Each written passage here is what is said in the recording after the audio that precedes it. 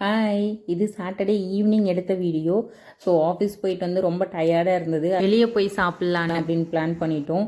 Family dinner தான். So ரொம்ப நாளாச்சு வெளியே போய், அதனால் வெளியே போய் சாப்பிட்லாம் அப்படின்னு சொல்லிட்டு ஒரே மாதிரி சாப்பிட்டு போர் அடிக்கும், டிஃப்ரெண்ட்டாக ஏதாவது ட்ரை பண்ணலாம் அப்படின்னு சொல்லிட்டு வந்தோம். ஆனால் இந்த ஹோட்டலில் வந்து பிரியாணி அந்த மாதிரி எதுவும் இல்லை. ஸோ நானும் பட்டர் சிக்கன் தான் இருந்தது.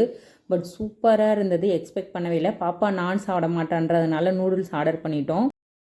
ஃபைனலாக எங்களோட favourite brownie with ice cream. So எங்கள் 2 பேருக்குமே ரொம்ப பிடிக்கும் இந்த டெசர்ட். ஸோ அவ்வளோ யம்மியாக இருந்தது, எக்ஸ்பெக்ட் பண்ணவே இல்லை. எவ்வளோ டைம் சாப்பிட்டாலும். இது சண்டே மார்னிங் எடுத்த வீடியோ. எழுந்ததும் மிஷின்லாம் லோட் பண்ணிட்டேன். ஸோ மிஷின் லோட் பண்ண வேண்டிய துணி நிறைய இருந்தது. கூடவே பாத்திரம்லாம் வாஷ் பண்ணிவிட்டு கிரைண்டர்லாம் மாவு போட்டு வச்சுட்டேன். அதுக்குள்ளே ஒரு மிஷின் ஓடிருச்சு. ஸோ பாப்பாவோட ஷூ, பேகு, லஞ்ச் பேக் எல்லாம் அலசி காய வச்சுட்டேன். நிறைய துணி இருந்தது. ஸோ வெயில் அடிக்கும் போதே காய வச்சிடலாம் அப்படின்னு சொல்லிட்டு ஃபஸ்ட்டு ஒர்க்காக வந்து மாடியில் துணி காய வைக்க வந்துட்டேன். ஸோ மாடியில் துணி காய வைக்கும் போது தான் தோணுது காய் வாங்கணும். ஸோ வெஜிடபிள்ஸ்லாம் வாங்கிட்டு வந்துட்டு அதுக்குள்ளே ஹஸ்பண்ட் வந்து பசிக்குது அப்படி சொல்லிட்டாங்க. ஸோ ரொம்ப டைம் ஆகிடுச்சு, வேறு ஏதாவது ஃபுட்டு ரெடி பண்ண டைம் ஆகுதுன்னு சிம்பிளாக வந்து இப்பி இருந்தது, நூடுல்ஸ் கிண்டி சாப்பிட்டோம். ஸோ அந்த டைமில் வந்து வெஜிடபிள்ஸ் எல்லாம் இருந்தது, அதெல்லாம் எடுத்து ஃப்ரிட்ஜில் லோட் பண்ணி வச்சுட்டேன். ஸோ பிரேக்ஃபாஸ்ட்லாம் முடிச்சுட்டு பாப்பாவுக்கு நெயில் கட் பண்ணணும், ஹேருக்கு ஆயில் அப்ளை பண்ணணும்னு வந்தேன். வரும்போது டிவி ஆன் பண்ணேன். டிவியில் வந்து இந்த படம் போட்டிருந்தாங்க. இப்போ இருக்க படம்லாம் வந்து ஒரு தடவை பார்த்துட்டா போர் அடிக்கும். ஸோ இந்த மாதிரி படம்லாம் எவ்வளோ டைம் பார்த்தாலும் போரே அடிக்காது. ஸோ லைட்டாக ஒரு டம்ளர் பிளாக் டீ எடுத்துகிட்டு சரி சமைக்க போகலாம் அப்படின்னு சொல்லி டைம் பார்த்தா டைம் வந்து 12 ஆகிடுச்சு. மேடம் வந்து போஸ்ட் கொடுத்துட்டு இருந்தாங்க, என்னையும் வீடியோ எடுங்கன்னு சொல்லிட்டு. ஸோ வெளியே பார்த்தா ஒரு மாதிரி ரெய்னியாக க்ளவுடியாக இருந்தது. சரி சமைக்க போகலாம் அப்படின்னு சொல்லிட்டு கிச்சனுக்குள்ளே வந்தாச்சு. சிக்கன்லாம் வாஷ் பண்ணி வச்சுட்டு சாதத்துக்கு வந்து அரிசி ஊற வச்சுருந்தேன். இன்றைக்கி பிரியாணி பண்ணலாம் அப்படின்னு சொல்லிட்டு பிரியாணி தான் ரெடி பண்ணலாம் அப்படின்னு அரிசிலாம் ஊற வச்சு வச்சுருக்கேன். லஞ்சு ப்ரிப்பேர் பண்ண கிச்சனுக்குள்ளே வந்தாச்சு. ஸோ எல்லாமே ரெடி பண்ணி வச்சிடலாம் அப்படின்னு சொல்லிட்டு ஃபஸ்ட்டு சிக்கனை ரெடி பண்ணலாம் அப்படின்னு சொல்லிட்டு சிக்கன் கிரேவிக்கு தான் ரெடி பண்ணேன். ஸோ சிக்கனை ஒரு சைடு தாளித்து விட்டுட்டு இந்த சைடு நல்லாம்பட்டி சிக்கன் ரெடி பண்ணலாம் அப்படின்னு சொல்லிட்டு எண்ணெய் விட்டு வெங்காயம், வரமிளகா, அவ்வளோதான். சிக்கனும் போட்டுட்டு லைட்டாக உப்பு, மஞ்சத்தூள், அவ்வளோதான். அந்த இதுலேயே வந்து வெந்து வந்துடும். அவ்வளோ சூப்பராக இருக்கும், ட்ரை பண்ணி பாருங்கள்.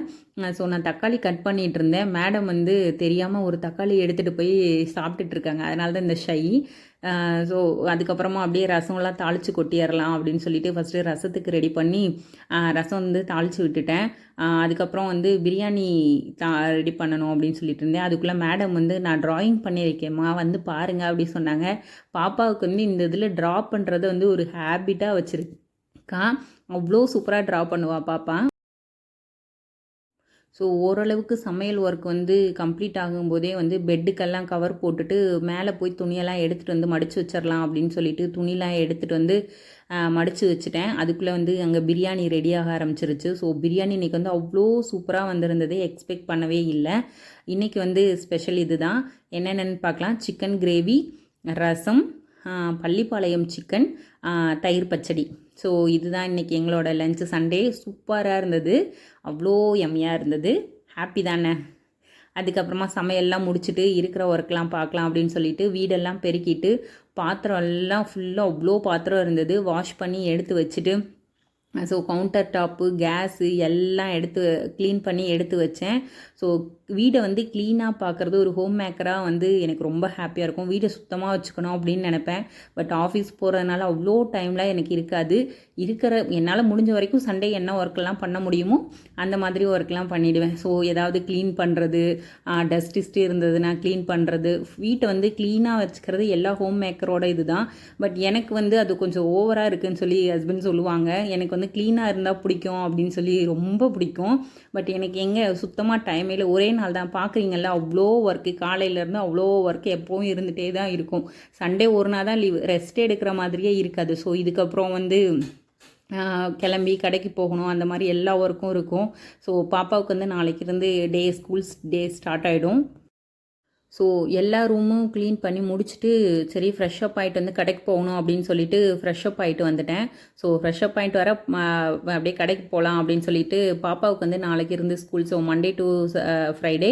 ஸோ அவளுக்கு வந்து ஃப்ரூட்ஸ் வாங்கலாம் அப்படின்னு போயிருந்தேன். நாங்கள் ரெகுலராக வாங்குகிற ஃப்ரூட்ஸ் ஷாப் க்ளோஸில் இருந்தது. ஸோ நாளைக்கு லஞ்ச் பேக் கொடுத்து விடுறதுக்காக வந்து ஸ்நாக்ஸ் மட்டும் வாங்கிட்டு வந்துட்டேன். மேடம் வந்து நான் ஸ்நாக்ஸ் வாங்கினதும் கொடுங்க மம்மி அப்படி சொல்லி வாங்கிக்கிட்டாங்க. அதை தூக்க முடியல மேடம்க்கு. அதனால ஒரு சிரிப்பு. ஸோ அதுக்கப்புறம் மேடம் வந்து ஐஸ்கிரீம் கேட்டாங்க. ஸோ ஐஸ்கிரீம் இப்போ தான் ஃபீவர் சரியாச்சு வேணாம் அப்படின்னு சொல்லவும் இல்லை கேட்டாங்க. ஓகே அப்படின்னு சொல்லிட்டு கேக் மட்டும் வாங்கிட்டாங்க அப்படி சொல்லி சொன்னாங்க. அவளோட ஃபேவரட் பிளாக் ஃபாரஸ்ட் கேக்கு.